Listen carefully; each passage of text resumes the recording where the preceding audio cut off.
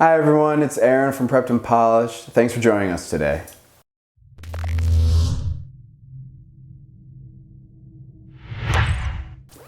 Today we're going to be talking about verbs, particularly about agreement and tense on the ACT English section. For agreement, we're going to be focusing on the conjugation between the subject of the sentence and the verb.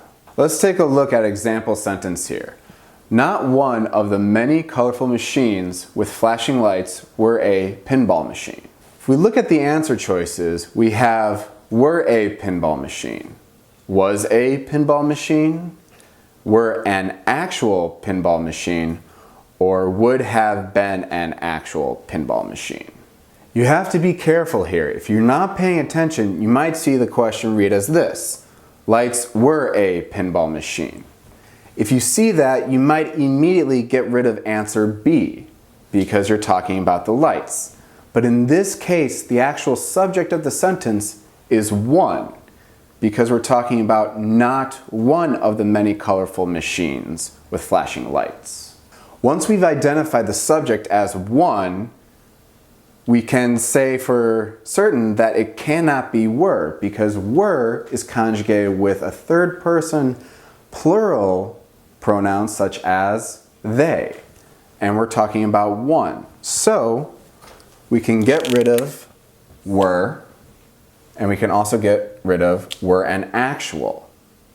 If we look even closer, would have been is also conjugated in the third person plural. That leaves only one answer. Therefore, not one of the many colorful machines with flashing lights was a pinball machine. We're talking about just one of the many machines. For verb tense, questions are going to be phrased and have answers a little bit different than agreement questions. If we look at this example here, down the street from the college I attend, the Save You laundromat is always open and someone is always there. It was on a corner across the street from a drugstore. This answer has was, which is the past tense. The other answer choices are is, which is the present, had been, the past perfect,